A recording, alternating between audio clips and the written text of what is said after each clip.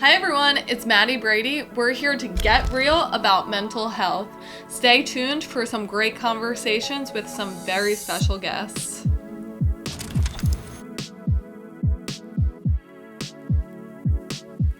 Hi everyone, welcome to the Get Real show. We are here with Steve, who works for Release Recovery Foundation. Definitely want to hear what exactly you do with that and how you ended up in that field. It's a loaded question. It took a long time for me to get there. But my name is Steve D'Antonio. I am a person in recovery. I've been in recovery from drugs and alcohol since September 29th, 2015. I was 18 at the time. And so it actually wasn't until 6 years later that I started working for Release Recovery. But I've been working for Release for the last 4 years, and I'm currently the director of New York City. So I oversee our men's and women's residential care. Okay. People who live with us. That's amazing. And then I do a lot of volunteer work for the Release Foundation. Yeah, so I knew I was going to mess that up. So there's two separate entities. Yes, yeah. Can you explain that? Because even I'm at the events and it's very know intertwined. Everyone, and I got confused. We made a horrible decision naming them both Release Recovery. Yeah. But basically I work for the for-profit, and it's a treatment. It's residential level of care for treatment. So it's basically transitional living. So people who go to rehab for 28 days or something like that, they come and live with us as their next level of care. And we basically, probably about 4 years ago, realized that there's a lot of people who don't have access to treatment because treatment costs money, you need insurance, things like that. And so we sort of made it a mission to be able to help anybody on the planet who needs help, regardless of their financial situation. So we created the Release Foundation, which is a 501c3 nonprofit, and the goal is to get people into treatment who otherwise wouldn't be able to afford it. So there's specific funds for people who are LGBTQ. There's specific funds for women, for DEI, for first responders, things like that. And so I consider myself like a full-time volunteer for the foundation, doing the Monday night runs, raising money for marathons, and going to the gala, things like that, which is really cool. Yeah, and you guys put in some serious work and get the result. I mean, the numbers that you raise are astounding. Yeah. I think we've raised probably close to $4 million in 4 years. And for just the New York City Marathon, we've probably raised a couple $1 million. I know this year was probably around 600,000, and last year was around 750,000. Wow. Which is helps a lot of people. Yeah. Is that your largest fundraiser too? Yeah, the New York City Marathon. Yeah. Wow. And then we do a bunch of other events like the Berlin Marathon. We have a couple bibs for that. We do the London Marathon, and then we have our annual gala, we had our first one last year, which is a big fundraiser for us, and a couple smaller events like some music things. We did a t-shirt launch centered around the David Goggins challenge. That was our first ever event where you do the 4x4 for 48 hours. I don't know if you're familiar with that. Is, no. Basically you run 4 miles every 4 hours for 48 hours. Wow. So it's a total of 48 total miles. Wow. In 2 days. Yeah. I didn't do it. I wasn't a runner back then, but that kind of gave me the itch to get into it all and start raising money for a good cause. And the speed project, and the which speed was project, insane. Yes, that was a total. I don't even know how to describe that. It was pretty cool. Yeah.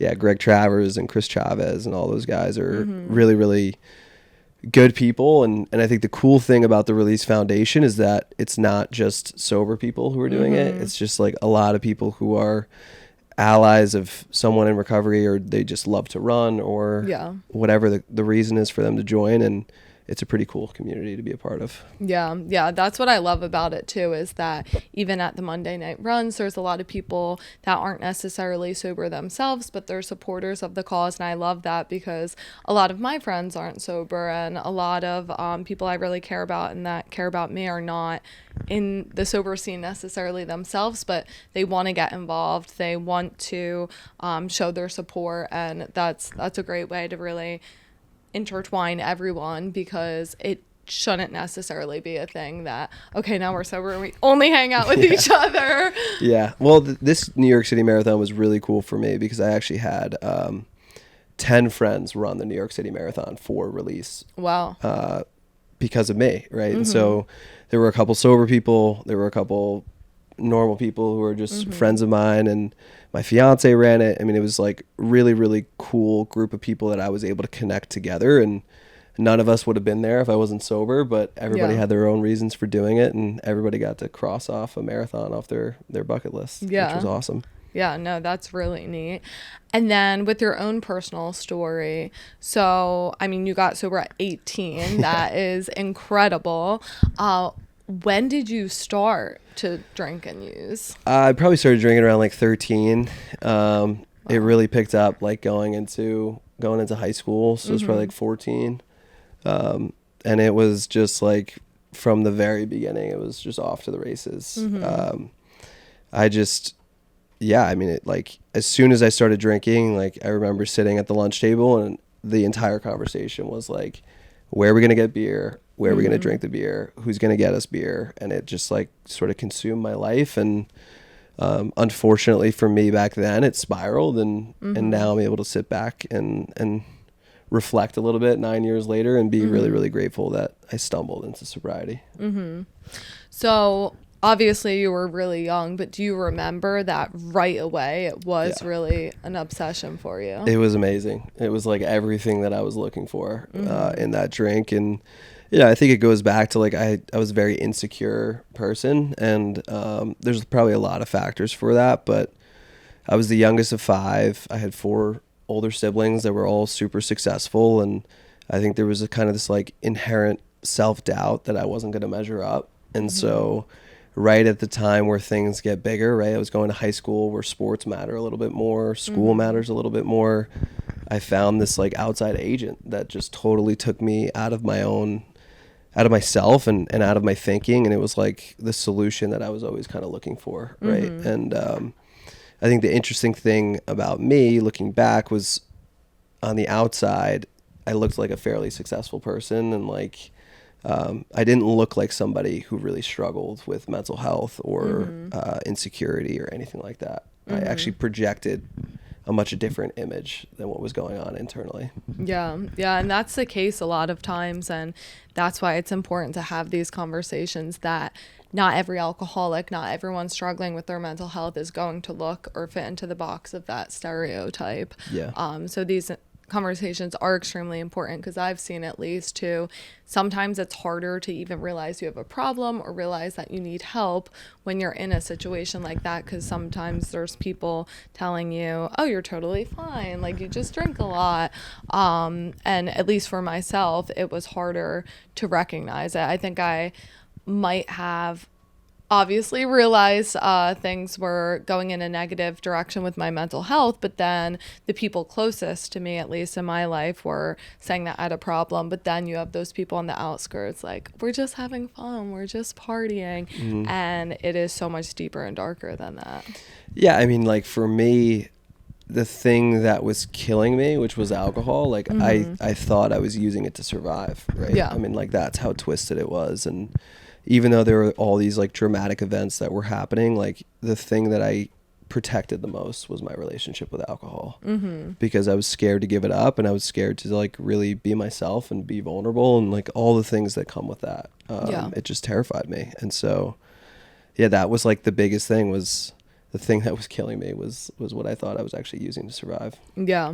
Do you remember it becoming a problem, or thinking it might have been, or even having the awareness that your relationship with alcohol was different than any of your friends? I mean, looking back, it's very clear that it was a problem from the beginning. Like Yeah. my story, I can sum it up in a couple sentences. I was hospitalized 4 times in 4 years. I was in a psych ward.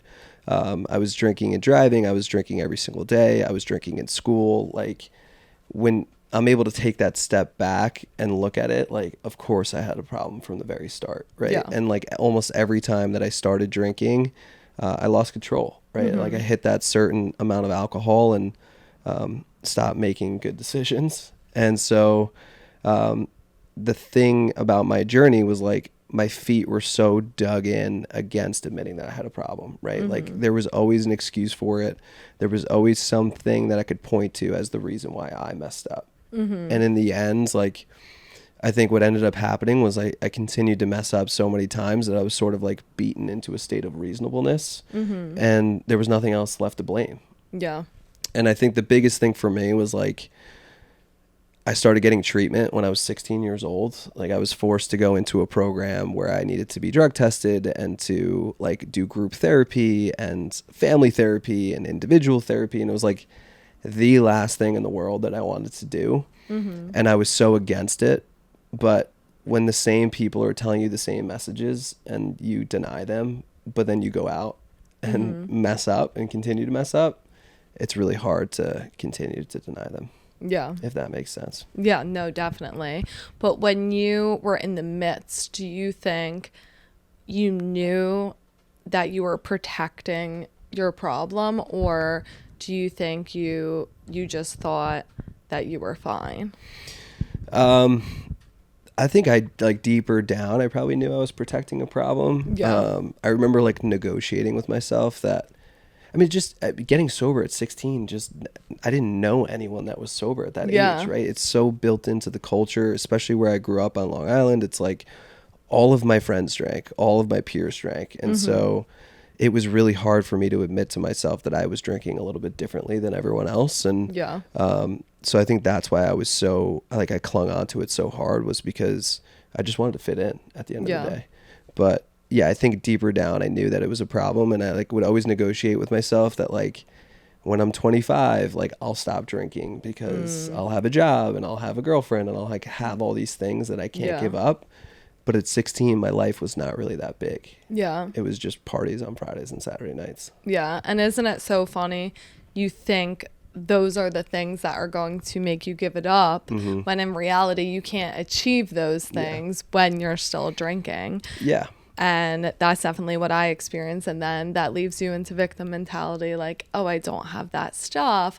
All this stuff's happening to me. But really, it's happening because of the drinking. And then you drink to cope with what's happening because of the drinking. And it's just... Yeah. You think alcohol is going to unlock you to be able to achieve those things. And it just doesn't. And I think that was a really helpful, like, reframing of my relationship with substances. Was I was going to these AA meetings, or I was in treatment with all these people that were older than me, and like a lot of them had been in trouble with the law, or they had lost a house or lost a wife, or like they had really built a life and started to lose it as a result of their relationship with substances. And for me, like the way it was reframed was like, you're not even going to be able to build a life, dude. Like you are probably going to die because you're incapable of stopping, and like you're only getting older and you're only getting more independence, and so like you're not capable of making those decisions on your own to be able to control it in any capacity.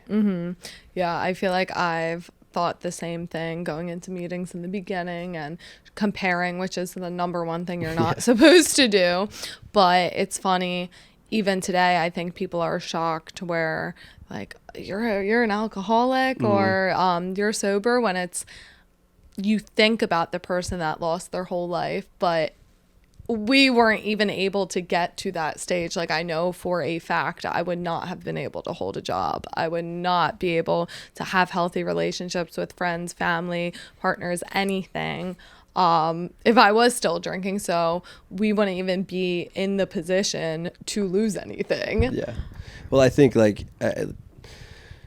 my dad always used to tell me this, and it's funny looking back on it, but he was like, you basically like, think that you have a Harvard law degree without ever actually going to Harvard, right? Like I could justify anything, I could argue anything, I could weasel my way out of or manipulate myself out of any situation. And it was like, there were so many things that I could point to justify my drinking, right? Like I was an honor student, I was an AP student, I had a girlfriend, I had a ton of friends, I was a captain of a sport. Like, to me, it didn't make sense that those things didn't outweigh the fact that I would end up in a hospital every 6 months because of my drinking, right? It's like, I'm doing so many things well.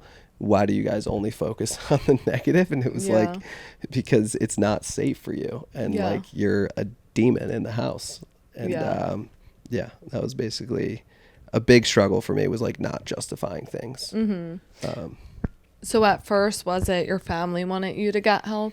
Yeah, I mean, without my parents, I definitely wouldn't have gotten sober as young as I did. I think they were probably scared like early on, because I had 4 older siblings who all drank in high school and all drank in college, and they weren't ending up in hospitals, right? So I think the first time it happened, we all kind of summed it up as to like, I just didn't know what I was drinking. And not that there wasn't like a consequence, but I was allowed to like continue to drink after that. And then I made a varsity sport as a sophomore, so I was hanging out with older kids, and it was sort of built into that culture. And when I ended up in the hospital again for a second time, that was really like the first time my parents started to think that like he may have a problem, like he may be a little bit different than his siblings. And my junior year, it just like totally unraveled. And that's when like the mental health stuff started to come into place. And that was really when I started to like depend on alcohol to just get through the day, right? I mean, I was drinking every single day for probably 3 or 4 months. And I share about this pretty openly at this point, but my junior year of high school, I was blackout drunk at a party, and you know, the party didn't go particularly well. I was kicked out of the party, and I found myself on the railroad tracks, and I was ready to end my life. And by the grace of God, someone from my grade happened to be passing by as like sort of a shortcut to their house, and they like bargained with me to get off the tracks as the train was coming, and I ended up listening to them and getting off the tracks. And then she called my parents and told them what happened, and that was really the start of like my journey. And you know, my sobriety date isn't until 18 months from that moment, but like that was really where I was hospitalized. They put me in a psychiatric unit, and they forced me to go into treatment for an intensive outpatient. And that was like really when everything started to shift into a place of like, you know, he definitely has a problem, and we need to continue to try to get him to be sober. Yeah. When did you mentally get on board with it? My senior year of high school, I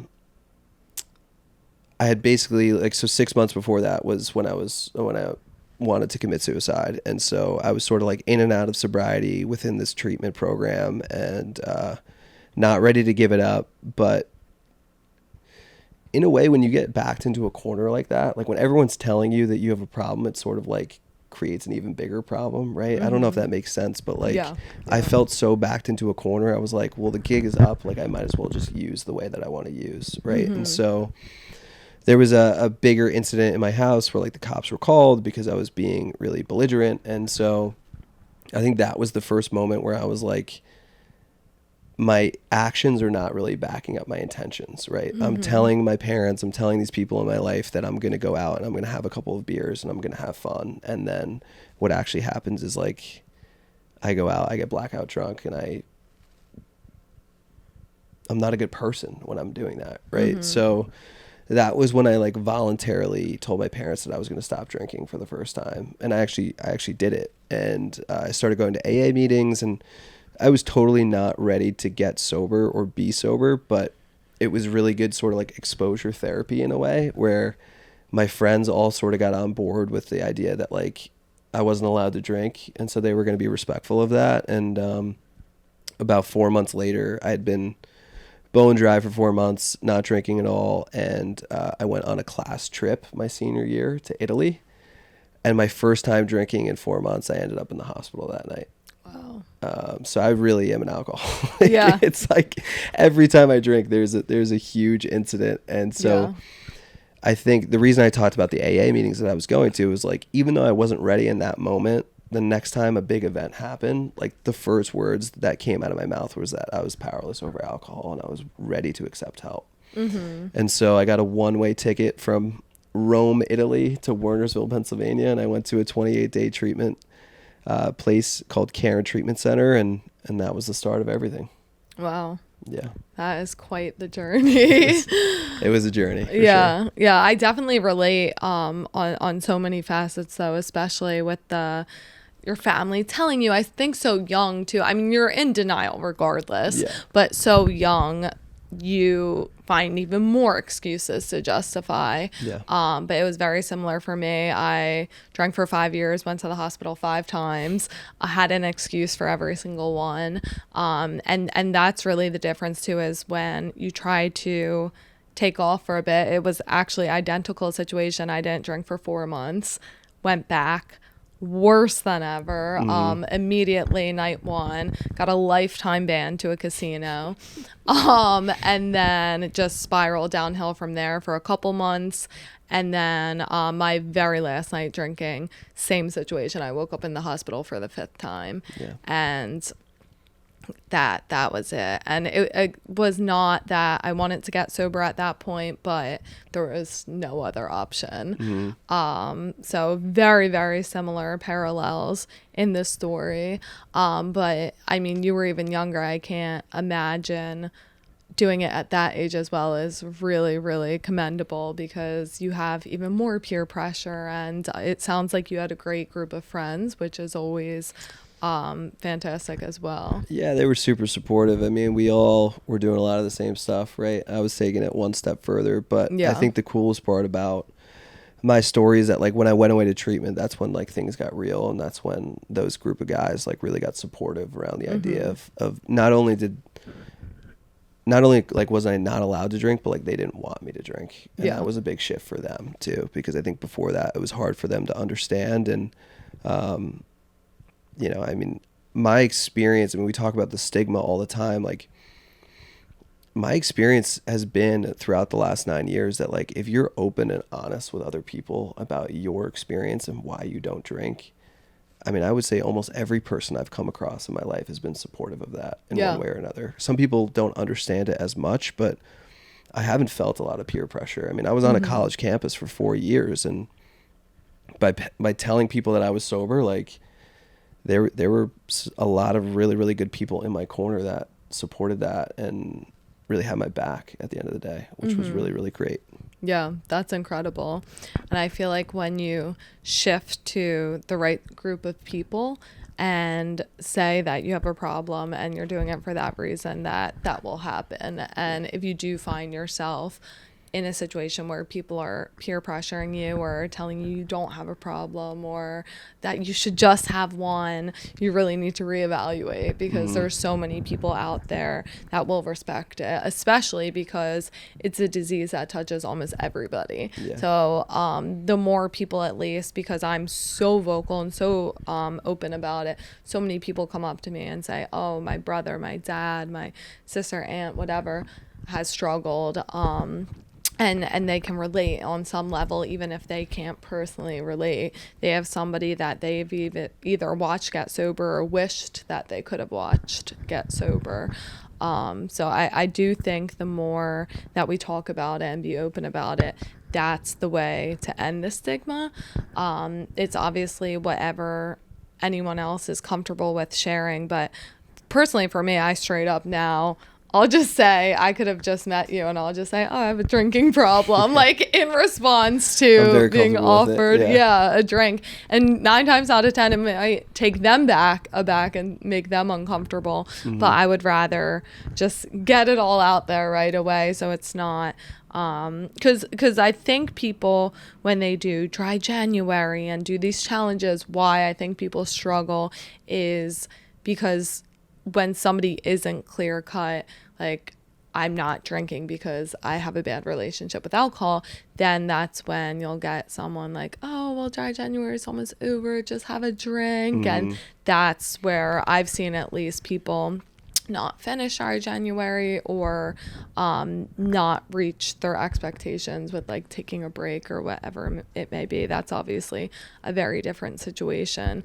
but it's always better, I think, to just be completely open.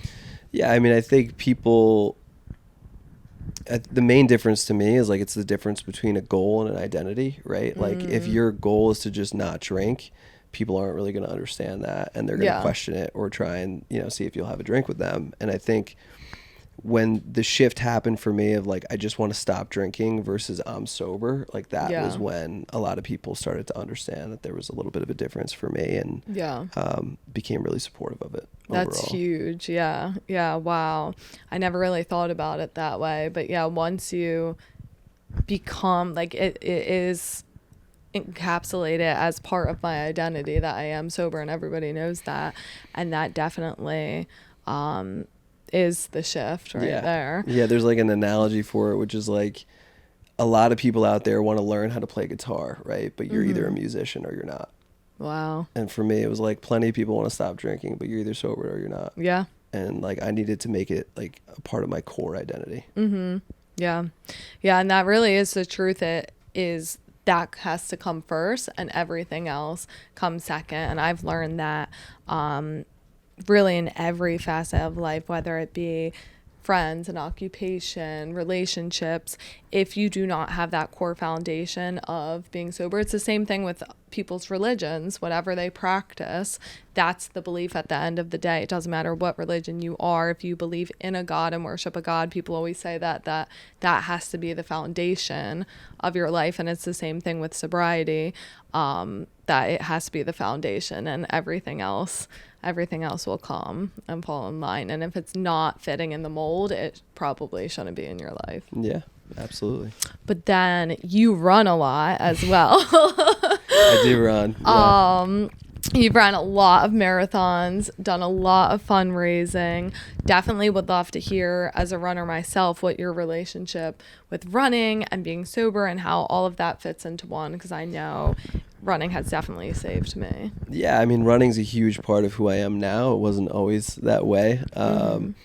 In 2021, that was really when the Release Foundation was launching, and it was sort of like a thing within work, like who's going to do the marathon and who's not. And I'm a rather competitive person, so I said, all right, I'm going to do it, right? And I sort of just decided like I'll figure it out later. And I had run a couple half marathons. Like I ran a half marathon in my senior year of high school. I had ran one in college, and like my relationship with running at that point was punitive, right? Like I would just go run a couple miles, and like I wouldn't take care of my body in any other way. I wouldn't stretch. I wouldn't like hydrate, any of those things. I would just go run. And so the marathon was cool because it really was like a big shift into like, I wanted to learn about it. I wanted to understand it. I wanted to know how to train for it. I wanted to look at training plans and all these things. But, you know, why I love running today is it's probably become,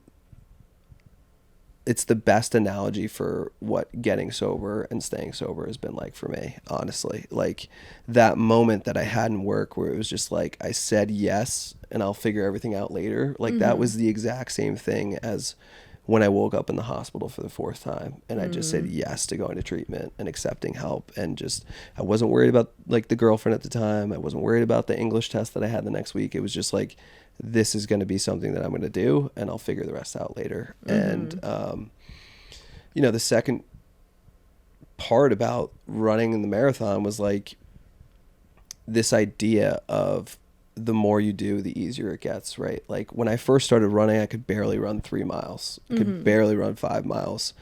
But the more you run, the longer you run, the easier it gets because you're actually doing the training. And so it was my same experience with treatment, right? Like I showed up there the first day of rehab and I didn't know anything. I didn't know what getting sober was going to be like. I didn't know what staying sober was going to be like. I didn't know who to expect in rehab with me. I didn't understand like really anything.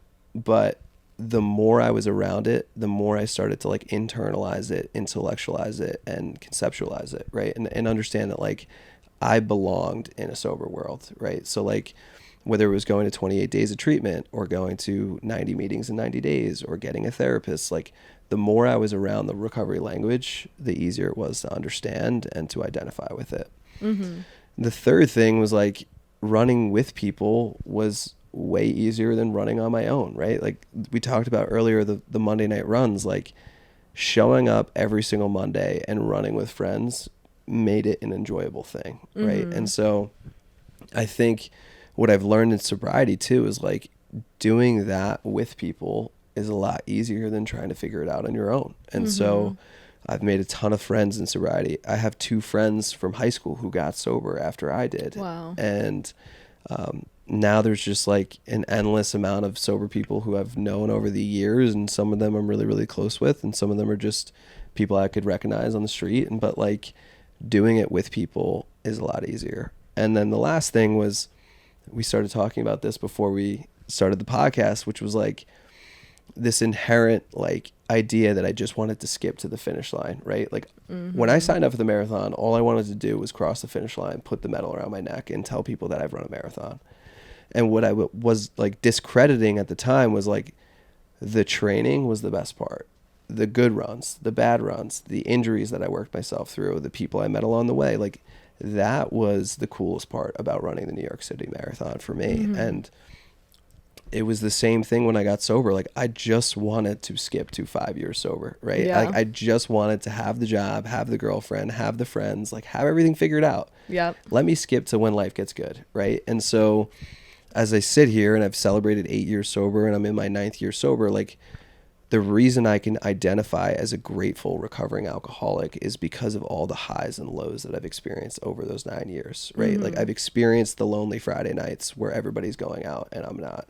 I've experienced the belly laughs in treatment with all these guys that I barely just met.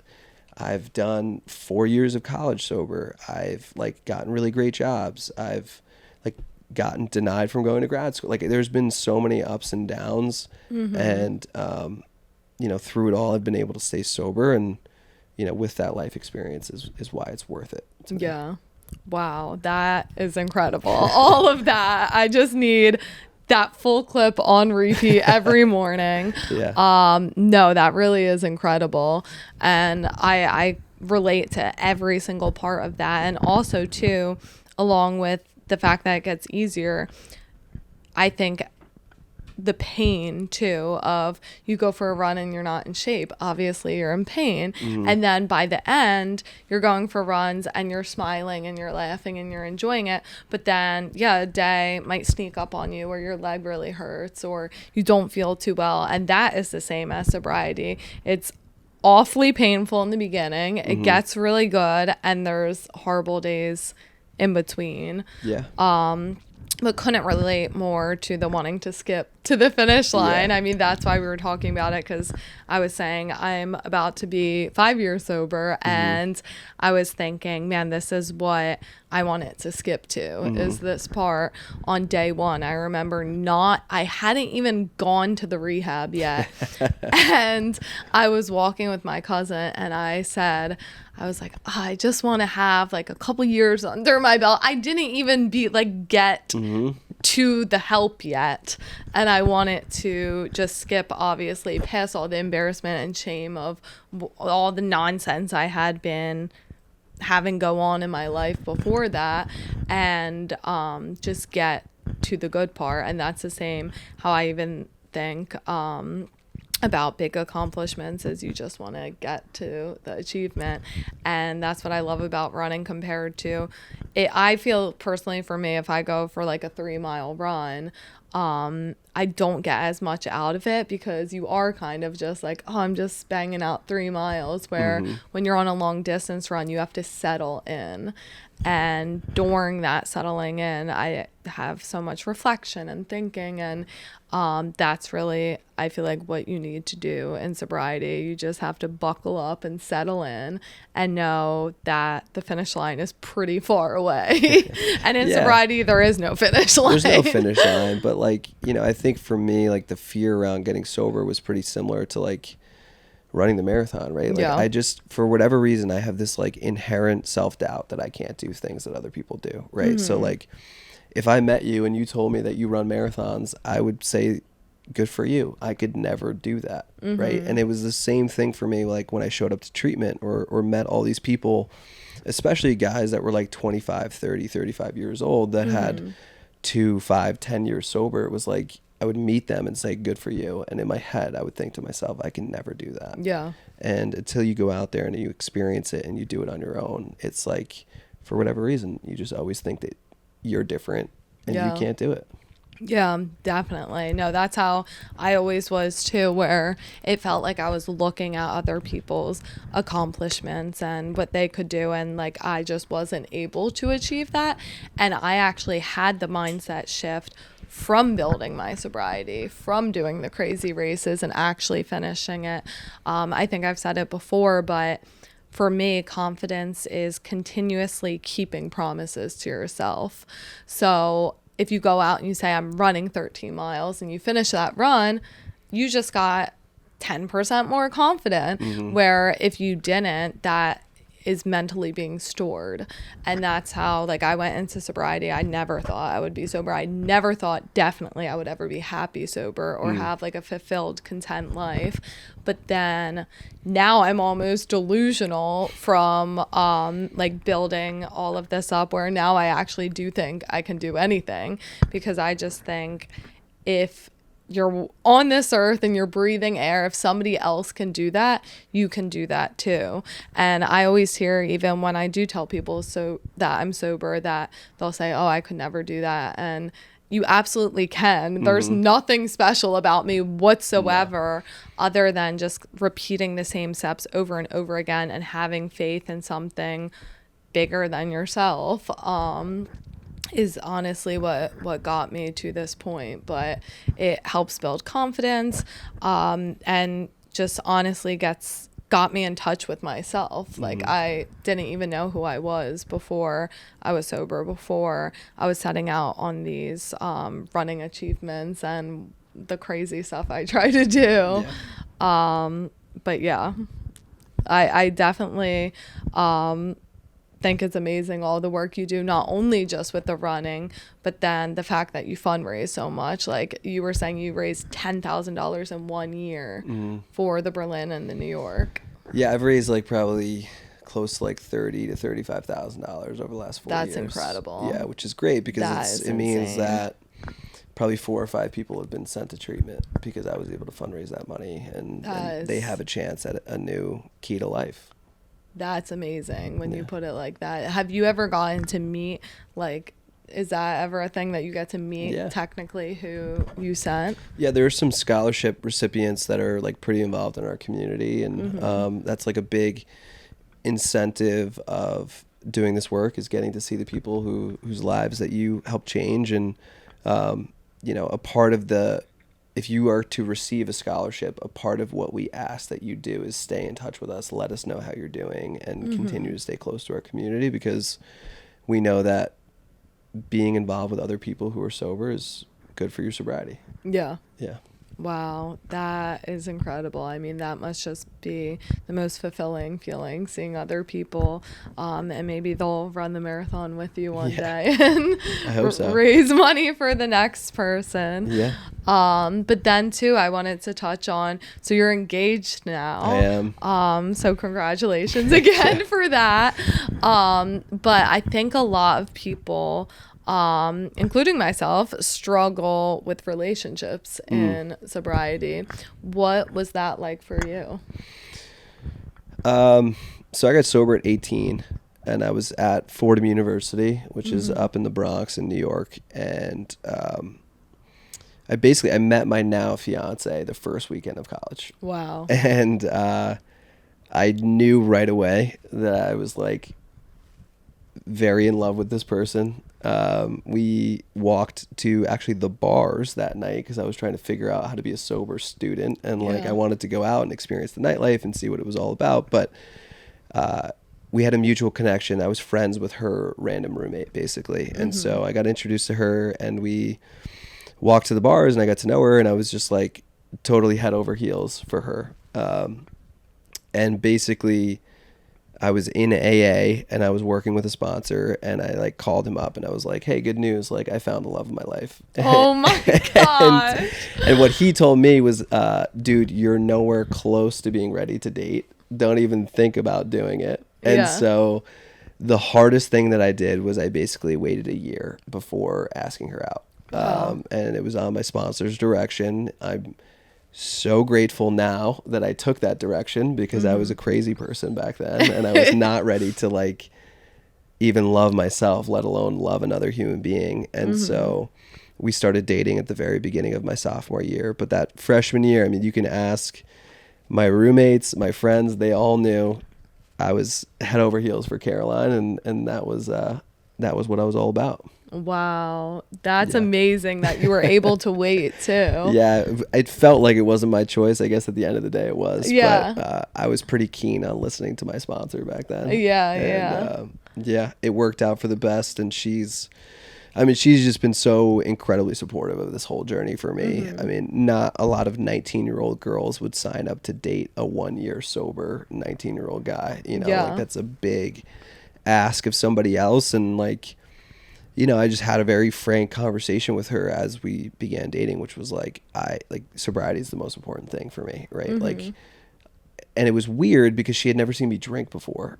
So like, I was trying to not scare her off by like also like telling her what it was like for me, and like how much I struggled and how proud I was to be sober. And I think the timing was really beautiful because we started dating like 2 years before my 1-year anniversary. And so on my 1-year anniversary, I went out to dinner with some family and friends, and she came to that, and she was able to like see how proud my family was of me and how proud my friends were and how supportive everyone was. And so from that moment on, I think it was really easy for her to rally behind that. And she's just been the most incredibly supportive partner I could have ever asked for. And she raised money for Release just like I did. She raised $5,000, which was amazing, to run the New York City Marathon with her. And I'm just really grateful. Wow. No, that's an incredible story. Yeah. And also shows that sometimes other people have wisdom that we cannot see ourselves.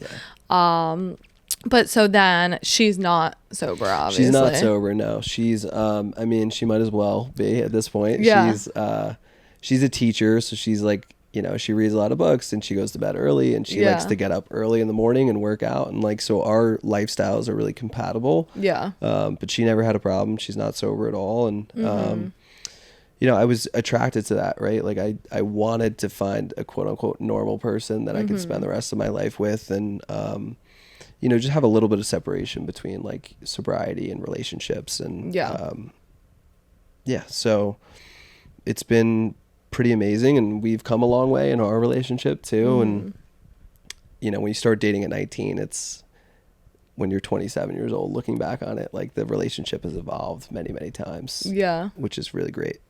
No, that's definitely a big topic on here, where people talk about like, do you date 100% sober? Do you date, and some people end up dating people that still drink too much, which can be a reoccurring issue. So obviously it would be ideal if they're not over drinking. So no, she does not drink too much. I'll make that very clear. No, not no, that. She's not even close to having a problem. And she's I mean, it's great. Like this last weekend, I went skiing with 2 sober buddies and their fiancés, and like there wasn't one drink that was consumed, right? Like, it's 3 girls that are not sober, but like they are super supportive, and they barely drink themselves. You know, if they're at a bachelorette party or something like that, they might do it, but it's really, really important, in my view, to find a partner that's lifestyle is compatible with yours. And so it doesn't need to be complete abstinence, but it does need to be, you know, you guys waking up early morning and going on hikes and runs and or whatever you enjoy doing.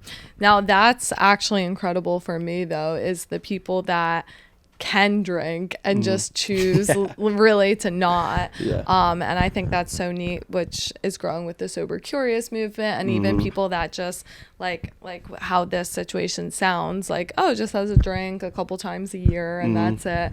I think that's really commendable, because from my side, I could never imagine choosing to do that, which is incredible because you're putting your health and your life first, as you should. So that's amazing. Yeah, they exist, normal people. Yeah. I didn't know that for a long time. I forget sometimes. For me, it was either 0 or 15. There was no real in between on that. So. Yeah. No, that's great. And then what are any other goals you've set out for yourself in the near future? It seems like you're always doing something big.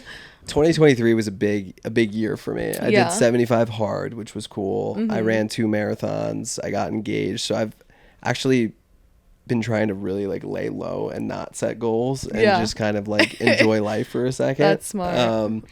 But I think, the Chicago Marathon is circled on my calendar for the fall. So I'm going to start ramping up training probably in the next couple of weeks. And I always sort of take like November to January off as much as I can without like going crazy. So I need to run a little bit. But I try and let the body rest a little bit because I am not, a runner by design. I've sort of forced myself into that mold, and I need to be respectful of my body. And 2 marathons was way too much in the 6-week period for me. Like I need to be a 1 marathon a year guy from here on out. It was a lot. Yeah, they're very close together, those two as well. What else do you do to really relieve stress or that goes in line with your sobriety that could be anywhere from movement to meditation? So I think running and meditation are actually like pretty closely aligned for me. I don't wear headphones when I run. Yeah. I ran 4 marathons with no headphones. Wow. And so, I mean, marathons are a little bit different, but like when you're doing a 10 to 20 mile run or anywhere in between, like you fall into a meditative state, right? Yeah. And so for me, the first 2 miles are always like, I don't want to do this. I can't believe I have to run 18 more miles, like whatever. And then I start to fall into rhythm when my body gets going and I feel better and like I can just totally turn off my mind. And exercise has always been a big thing for me in sobriety because your brain is like firing off all the time and you're thinking about yourself and you're thinking about how you're presenting to the world and you're thinking about the fact that you can't drink that night or like whatever you're struggling with. And for me, whether it was like therapy or 12-step meetings, they were super helpful, but you're talking about your problems and you're thinking about yourself, right? And so even from my first year of sobriety, I used to lift a lot of weights, and it was like the only time that my brain shut off was the 60 to 90 minutes that I was exercising. And so that's always been a form of meditation for me. I try to pray and meditate every single day, and so that's really, really helpful. And I'm just like, as much as I can, I try to think of other people and like put them before myself because I know in turn it'll make me feel good. And, that's always been like the driving force behind my sobriety is to try and put other people before myself. Yeah. So exercise, meditation, having a good time, unplugging from my electronics, like going home and being present with my fiance during dinner and like putting my phone and email down so that I can like actually be a part of that. And I think that's like my goal for 2024 is self-examination and being present. Yeah, that's great. I just saw this video literally last night as I was on TikTok, and it was talking about like how this is not real life. And I think that's so important to remember to get away from our phones, especially like even this. And I've said it before, but my entire platform online is about sobriety because for the most part, other than little snippets here and there, that's what I want to share of myself. But it's not my entire life. It's certainly the foundation, but it's not everything that's going on. And I think it's important to remember that what you're seeing of other people's lives isn't the whole picture. And it just leads to comparison and even just getting sucked into like the scroll. Like it is just so bad for us. And that's definitely a goal of mine for the year is to be on my phone less and be more present because it really takes away from experiences, I think, to have that as the central focus. Yeah, if you looked at my Instagram, you would think that I just celebrate another year sober and run a marathon every year. Like it's like really the only 2 things that I put out to the public, but it's like so far from who I am today. Right? Yeah. And like I think you touched on it really well earlier with like sobriety needs to be the foundation for me, right? And especially early on, sobriety needed to be my focus and where I was spending almost all of my time and energy. But the amazing thing is that like you start to recover and you start to be able to introduce these other things into your life, and now sobriety is just one part of it, right? Exactly. And it's like the main part, and it's really important, and I need to give it time and attention, but it's no longer the only part. Yeah, it's the same for me, where I feel like when people see my online persona and they're like, is that all you talk about all day? Like, is that your shtick? But it is the foundation of my life, and it's the most important, but there's so much more to me. But that doesn't always need to be online 24/7. Like, this is actually something that can help people, I hope. And that's really the difference, that you can enjoy technology. You can enjoy filming your marathon and filming whatever you're doing, your time with your friends. I always love to document. But there needs to be some separation. So that is definitely a big goal. Yeah, I'm not good at it. So. Yeah. Yeah, work in progress. Yeah. But working in recovery, talking about like sometimes having a little bit too much, do you ever struggle with that? Yeah, I mean, like, it can't be my recovery, right? Like, working in recovery, I think that's like a common misconception, that like I can just go be helpful to other people and like do that for work, and I don't need to do anything else to take care of myself. And for me, what I've found over the last 4 or 5 years as I've worked in treatment is like I need to be twice as vigilant about making sure that I'm working on myself, right? Because there's a couple of things that are built into that. Like, I sort of like, I say this all the time, I navigate the disease of delusion 24/7, right? Because like when you're early on in recovery, you truly believe that you know what's best for you. You truly believe that like whatever you're telling yourself is what you need to do, right? And like that's not always in line with potentially what is the best thing for you. So I'm like constantly working with people and trying to like point them in the right direction, but not force them in the right direction, right? And I think that's a really important thing for me to remember, is like I don't have all the answers, and people are going to make the decisions that they make, and all I can try and do is be helpful, but it takes a toll on you, and it's like really, really hard work working with families and clients who are 28 days sober. Like it's a lot of pain. There's a lot of like trauma. There's a lot of things that they've recently been through that you're trying to help them guide out of, I should say. And so when you're sort of in the trenches, like you got to make sure that you're wearing your armor. And for me, my armor is, Alcoholics Anonymous, going to therapy, having good relationships with people, running, things like that. Yeah. No, that's amazing. And do you feel like you use the running and meditation and all of that to separate yourself from it? Like, how do you unplug per se from work? It's hard to unplug, I would say. I'm wearing a release hat right now as we speak. I got engaged in a release hat. Like, I don't know if you saw that on my Instagram, but I'm wearing a release hat. So like I've sort of embraced that release as part of my identity too, right? And like I truly believe that like it's a very unique organization. There's so many amazing, you've had some of these people on your podcast, like Mario and Grace, and it's half the podcast. Half the podcast. Yeah, you basically work for Release. Yeah. And so I love work. I love being a part of that team. I love the work that I do. But yeah, I have to be mindful of unplugging, right? Like I don't need to check my phone from 7 to 9 p.m. looking at every email that's coming in. Like, and I think that's one of the tough parts about the job, is that it's 24/7, 365 days a year. Like there are people who are living with us. I oversee 30 people that are in our program. And so that means it's 30 people, 30 families, 30 clinicians that are attached to it. So there's always work to be done, and I need to be mindful of like when I choose to do that work. Yeah, I can only imagine. But yeah, I've said before that every single person I meet from Release are just incredible people. So that's why I continue to have you guys on the podcast, continue to try to go to all the events that I can. But what would you tell somebody who is trying to get sober or doesn't know they have a problem?